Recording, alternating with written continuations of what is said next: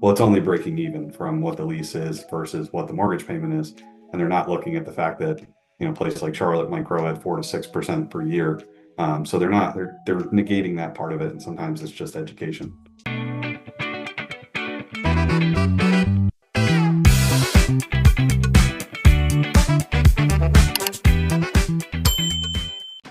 Hey, welcome back to Your Money, Your Rules, where real people share real strategies to build real legacies. Now, I'm your host, Teresa Villaruz, founder of the Thrive Movement, where we help overlooked and underestimated people finally break free from the hustle to survive cycle by teaching them how to grow wealth in two places at the exact same time through Thrive banking and real estate-backed investments that don't just build passive income, but fund purpose-driven projects in communities that need it most. Now, this show is about one thing, and that is giving you the tools, the mindset, and the connections you need to take control of your money and write your own rules. And speaking about connections, today's guest is someone I knew we had to bring on, especially for all my real estate investors, agents, and aspiring capital partners out there.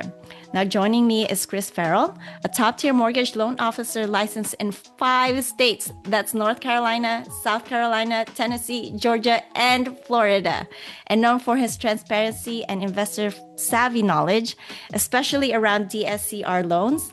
He's helping investors and homeowners navigate the lending game with confidence. But beyond the numbers, Chris has become the go-to guy for real estate professionals who want more than just a transaction. They want a trusted partner in their wealth building journey. Today, he's on a mission to build his own branch and partner with people who believe in growing together. So if you're an investor, agent, or someone looking to build with someone who values connection over commission, stay tuned. Welcome to the show, Chris. Thank you so much for having me. Yeah, we're glad to have you here. Now, before we get to the nitty-gritty, let me ask you if you could remember when you were a child, maybe back in elementary school. What did you want to be when you grow up? I can tell you it was never a loan officer. I don't really remember. I've always wanted to own my own business. That was the one thing that stemmed from being a child all the way through today. My parents made fun of me for it. So nice. So entrepreneurship has always been in your blood. But then tell me, there's always a story, right? There's always a story behind why we do what we do. Now, can you take us back to that moment when you realized that, yeah, I want to be an entrepreneur, and then realized maybe mortgage lending is where I'm meant to be? So what was that lit the fire in you? that's a really good question. What really got me into this, I had a bunch of friends that were all loan officers. Everybody was loving it. Different banks, different IMBs, like there was all kinds of different people and different places they worked. So I started talking to them. I left a old job of mine that I just did not want any part of anymore. And I was just looking for the next step and talked to a lot of different people. Never thought I'd be changing around later in life, but here we are. Then I found this, and everybody was really happy about being a loan officer. Nobody said it was easy. Everybody said it was worth it. So it was just a lot of hard work and managed to get where I am. Yeah, so it's never easy, but it's worth it. You mentioned that.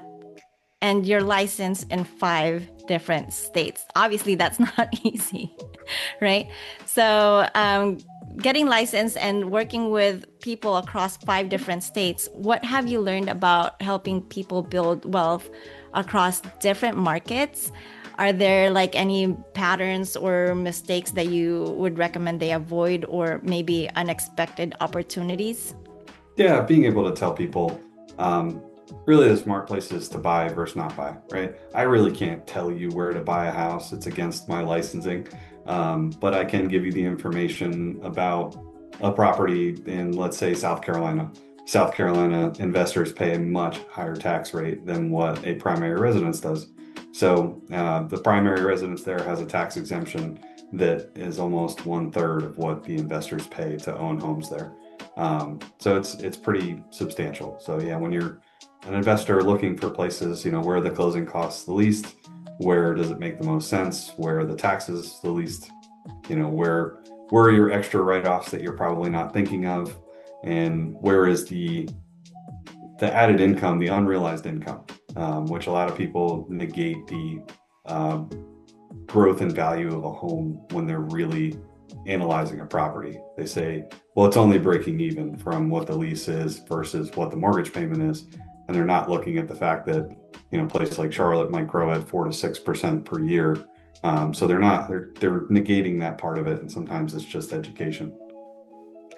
Yeah, that's awesome because a lot of investors right now, obviously, they're more focused on the cash flow. And so they underwrite properties or opportunities based on that, but not realizing that there's so much more into analyzing a property or the market so that in the long term, they're actually getting ahead, right? Like you mentioned earlier, taxes, also the growth rate the population growth, the growth of property values and all that stuff in a particular market. Mhm. Now, let's dive into DSCR loans, right? For those people who don't know what this is, can you break it down a little bit in plain English, please? And why is it such a powerful tool for real estate investors? Sure. It takes the cash flow of the property and allows you to qualify with that instead of me using income documentations to qualify for a property. So your standard conventional loan, I'm going to ask you for your W-2s or your tax returns if you're self-employed, and I'm going to see if that fits into your debt to income ratio, and then I'm going to qualify you to buy a house. For the debt service coverage ratio, which is what that stands for, as long as the property will cash flow at least what the mortgage amount is for a 1-to-1 ratio or greater. And in some scenarios, it can go lower than that, but for easy explanation, we'll just say 1-to-1. Um, then I can qualify you for that house based on that. So all you really need is a down payment and driver's license. And the biggest thing that I love about these is you can close them in an LLC. So if you have an LLC that's already set up, as long as it's registered in the state that you're buying the home in, you can close the house in the LLC. And then all your standard write-offs and how you operate that business can be a separate business that you're not liable for. That's awesome. Now you Personally mentioned, oh yeah. liable.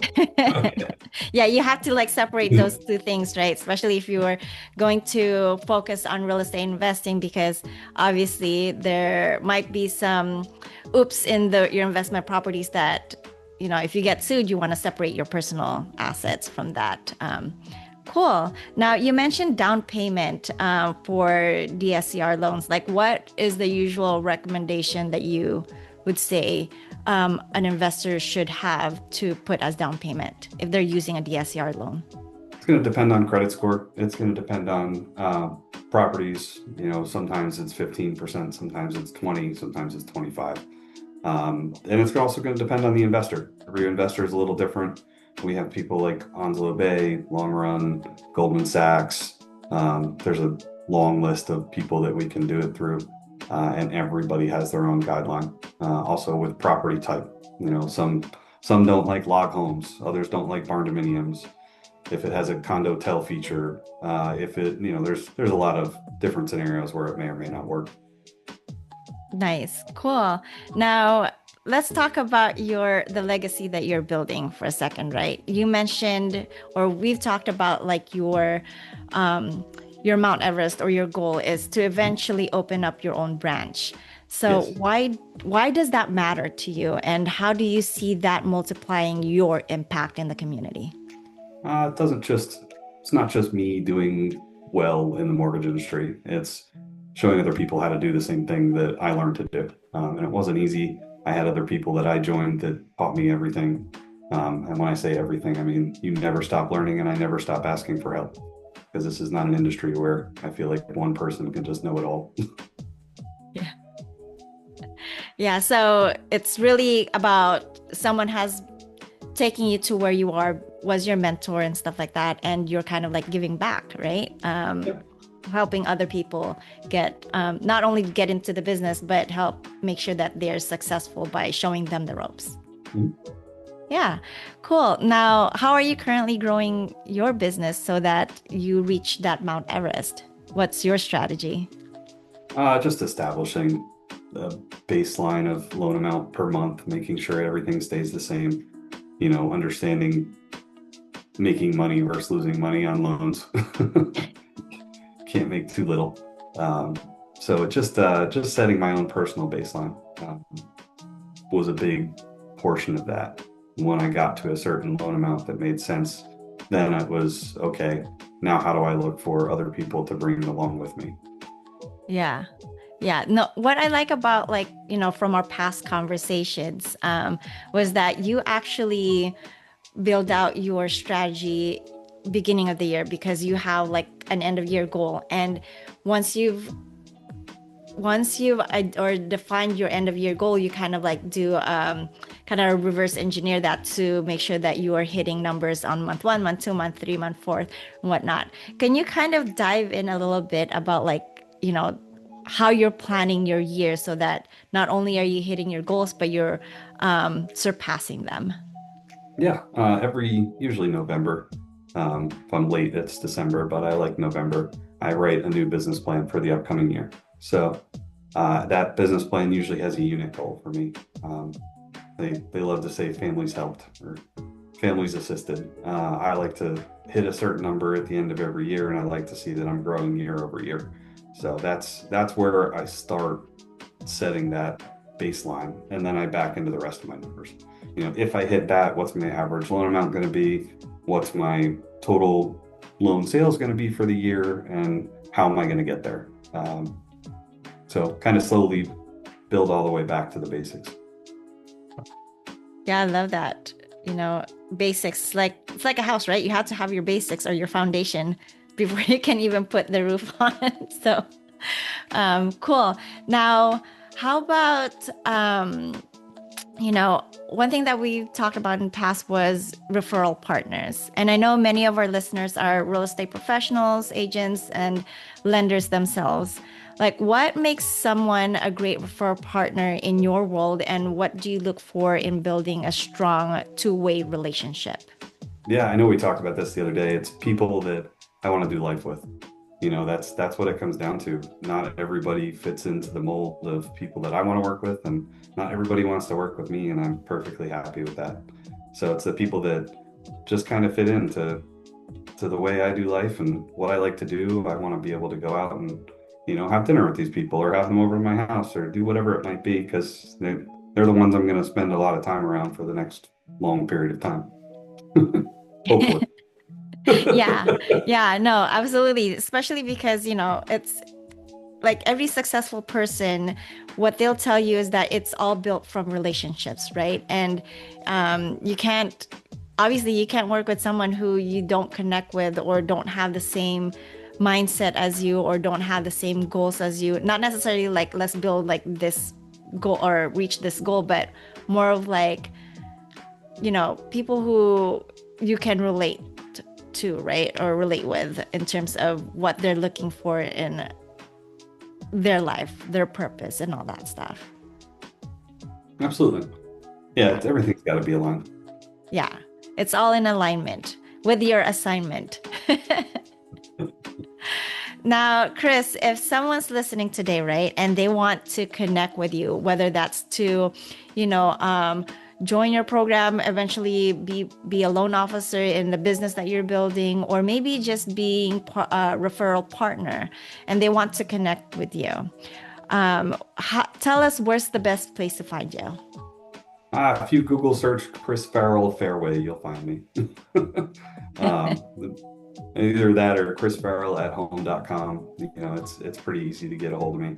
Um, Fairway has home.com, fortunately. So that's something that's been kind of a new release. Instead of Fairway Independent Mortgage Corporation, we're turning into Fairway Home Mortgage.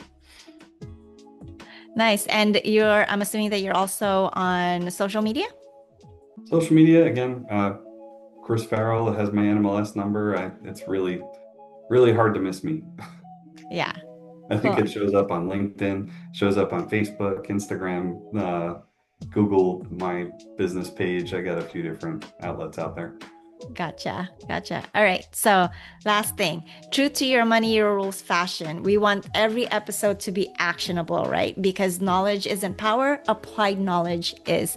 So, Chris, if an investor wants to start or maybe even grow their business right now, what's the first step you'd recommend they do? Reach out.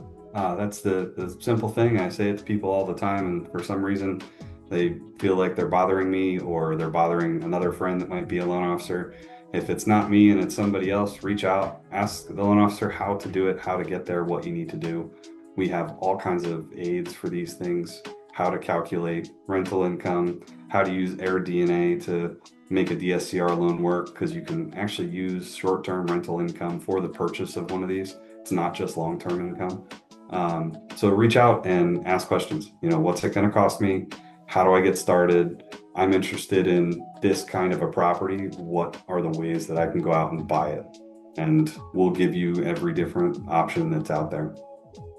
Man, that's cool. All right. So because you don't know what you don't know, so Chris is telling you right there, reach out, right? And he'll be able to help you or guide you in the right direction. So if you're an investor or a business owner and haven't looked into DSCR loans as well, go look it up. It might just unlock your next deal. And if you're already active in real estate, especially in North Carolina, South Carolina, Tennessee, Georgia, and Florida, send Chris a message. Now, if today's episode sparks something in you, if you're tired of chasing checks and want to build a real legacy through real estate and smart banking strategies, that's exactly what we're doing inside the Thrive movement. We help people grow their wealth in two places at the exact same time, using Thrive banking to protect, grow, and leverage your capital, then plug that capital into purpose-driven deals like the ones Chris helps out. Now, if you're curious, just visit thrivebankingstrategy.com and see how to get started. Chris, thank you so much for sharing your heart and your insight with us today. Yeah, thank you so much for having me. Thank you so much. And to our listeners, remember, take control, build legacy, and remember, your money, your rules.